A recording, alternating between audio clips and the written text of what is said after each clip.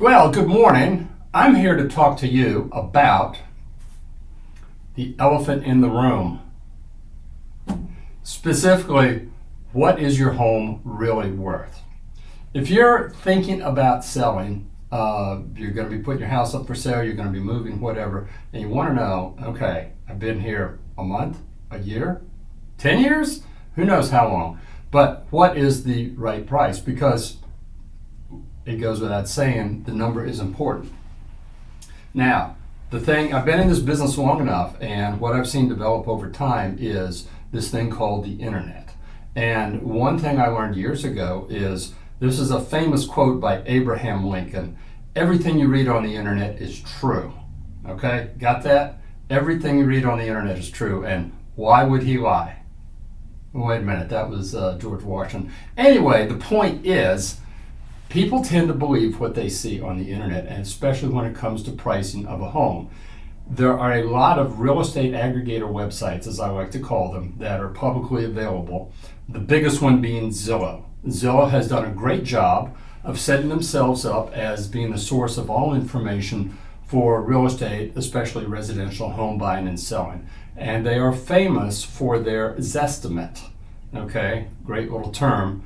Having the word estimate in it, I guess, maybe lets them off the hook, but people forget about that. In other words, if you pop an address in there anywhere in the country, they're going to show a picture of the house. It might be an overhead if they don't have a listing photograph, but they've got access to pretty much every listing in the country. So you'll see a front shot of the house, and then there's going to be a number, which is based on some algorithm that they have with inputs from municipal data, everything they've gleaned from the MLS, and they've got some formula. And just talk about putting this stuff in a mixer, turning the crank or flipping the switch, it grinds, and out pops a number.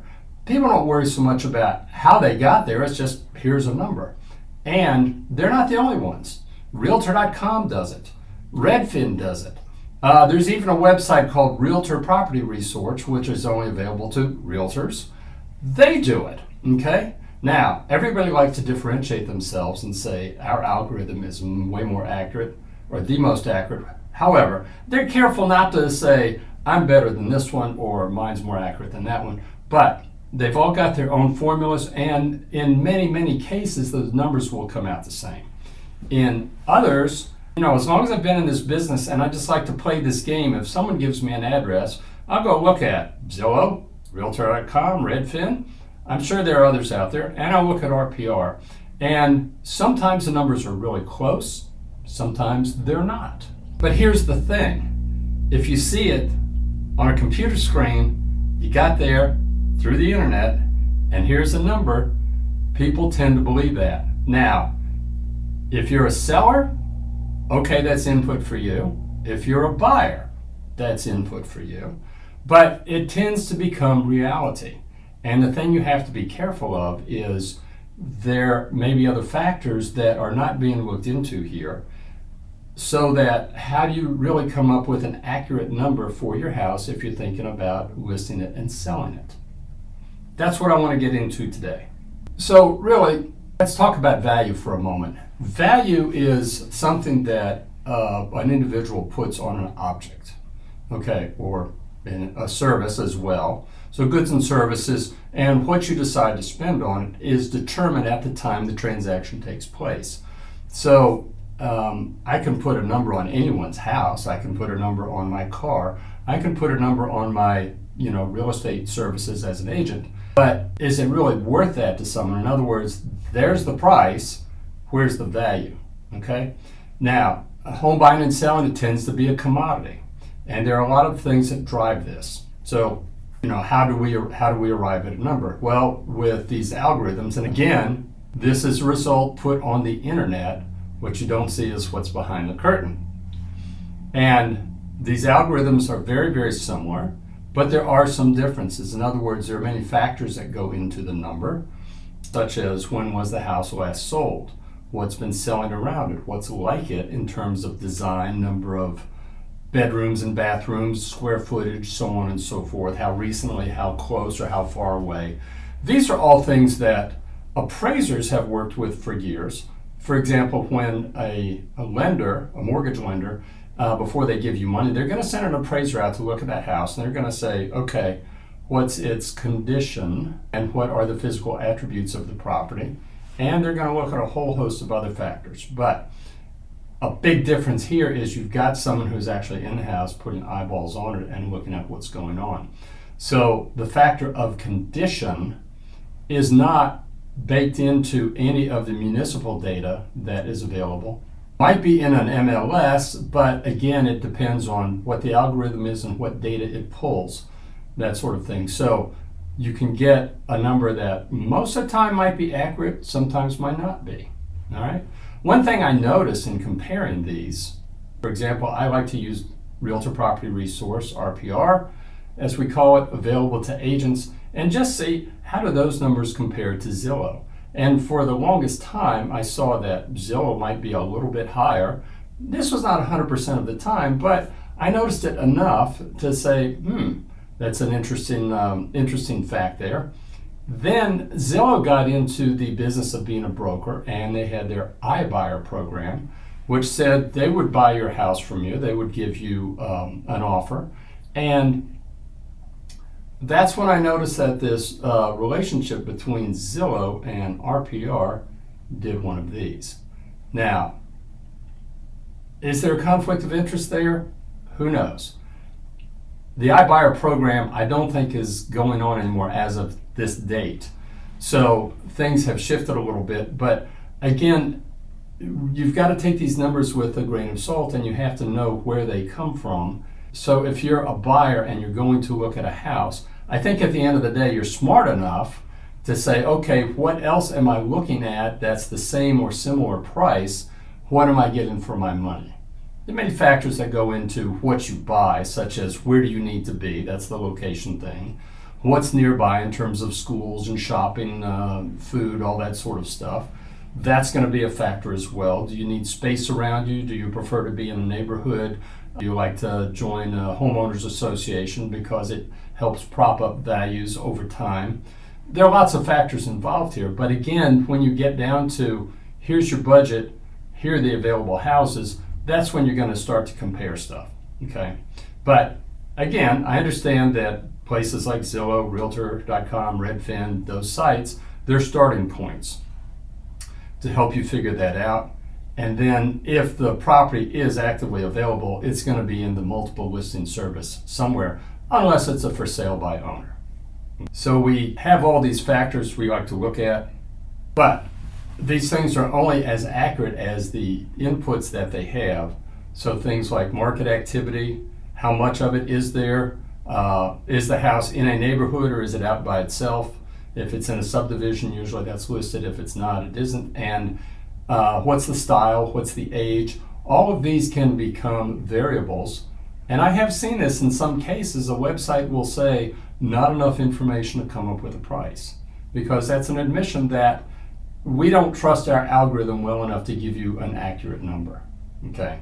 But in most cases, they will give you a number. It's just that they're not all going to agree all the time with everyone else who's giving you a number.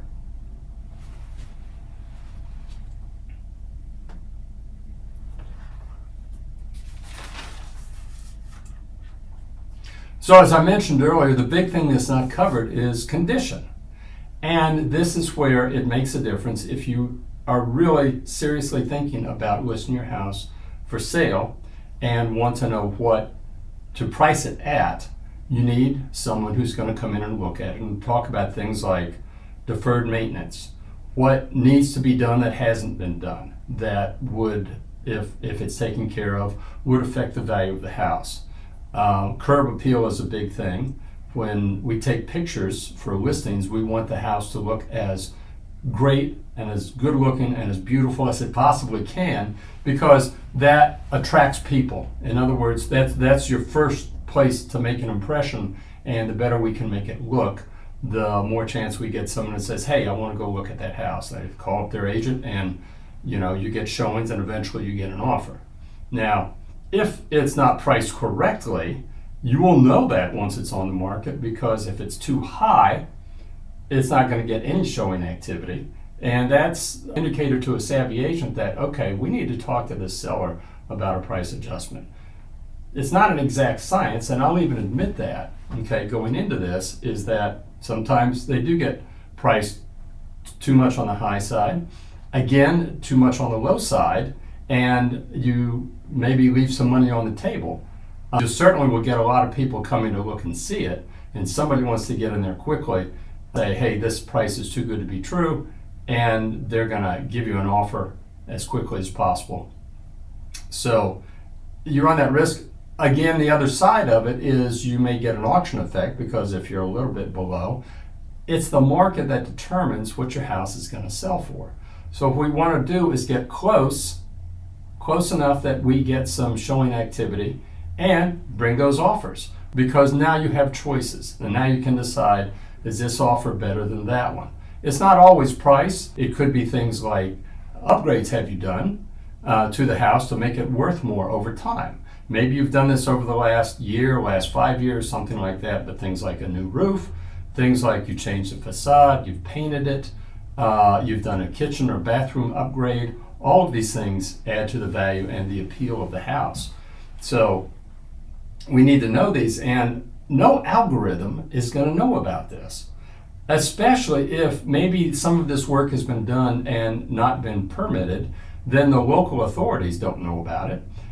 Even if it is permitted and they do, I don't know that every real estate valuation algorithm pulls that information and takes that into account. I know when we price houses, we have formulas available to us. We can say what was done, how much was spent on it, when was the work done, and it will give us a depreciated value to add to the algorithmic price, and we can hand out this number. But that's not really as accurate as actually going in, looking at the house and saying, okay, what's nearby that has sold that's similar to this? In other words, what's the market doing? Are prices going up? Are they going down? Are they holding level? Do you have enough information in which to accurately price it, put it on the market, and attract? Really what we're trying to do is, in a reasonable amount of time, get enough showings and attract an offer from someone. At that point, you will have a number, but that's where you establish value, where the buyer and the seller agree on the number, and we have a deal, and that's your determination of value. Appraisers will do this. Once you're under contract, an appraiser gets hired by the mortgage lender, if there's one involved, or if it's a cash buyer and they want to know, am I spending too much here? Then they'll go out and hire an appraiser. You're looking at a few $100s for their services.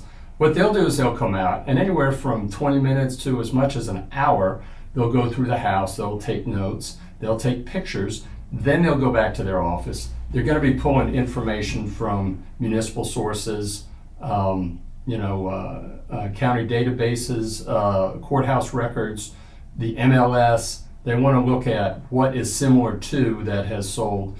And they're very detailed, they do a great job, but the whole point of an appraisal is to determine, for the lender wants to know, if I have to take this place back under foreclosure, can I sell it and get the money back that I've loaned out on it?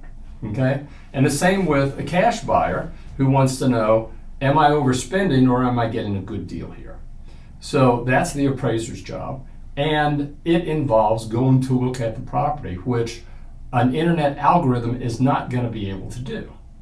So there's the appraiser's job. Now, when it comes to pricing houses for listing on the market for sale, to get them ready to sell, real estate agents do pretty much the same thing that appraisers do. Okay, you're not going to get a multi-page report like they do, and a lot of that stuff is required by their client. Okay, but our job is this: the seller is the agent's client, and this is a service we provide, because remember, agents don't get paid after they do this. They make their money once it sells. We want to get the best we can for the seller, and that's why we have the consultation. We look at the house, we make the recommendations as to what are the pluses, what are the minuses, maybe what you can do to better your case and therefore sell this for a better price or attract more interest to make it look more appealing. These are the things we do as agents, and we don't get recompensed, we don't get paid, we don't make money unless we're successful and get your place sold.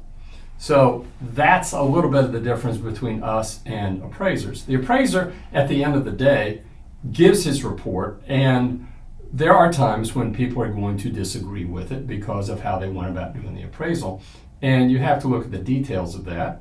I'm not here to knock appraisers, they do a fabulous job, and in most cases it's validation for us when we price out a property and get it under contract at a particular price, and the appraiser comes in and says, yes, we can support this. There are times when no, it won't, and you have to dig into the details and see why. In other words, we come up with a number, we'll do the same thing that the appraiser does, and we put it out there for sale. And based on the initial response we get, depending on what the market conditions are, whether it gets an offer within a week, whether it has 20 showings within the first month, we look at that, and that's feedback, and we have to provide that to the seller so that we can decide, okay, what's our strategy? Do we hold? Do we need to make an adjustment? Are we way off? Etc. That's why you have to put the time into this, and you need someone who's going to put the time into this to come up with a good number for you, so that you're successful in the sale, you get it sold in a proper amount of time, an appropriate amount of time, at a proper price, value gets established, and the seller gets to move on with his life, and the buyer gets the new home. And so next time you go to the internet and look up a Zestimate or a number off Realtor.com, or even get an RPR number from your agent, you need to know that this is not cast in stone. That doesn't happen till you actually get to the settlement table and the deal is done. Hope this helps. If you've got any questions, leave it in the comments below, and give us a like and a subscribe and a thumbs up. And until the next time, happy house hunting.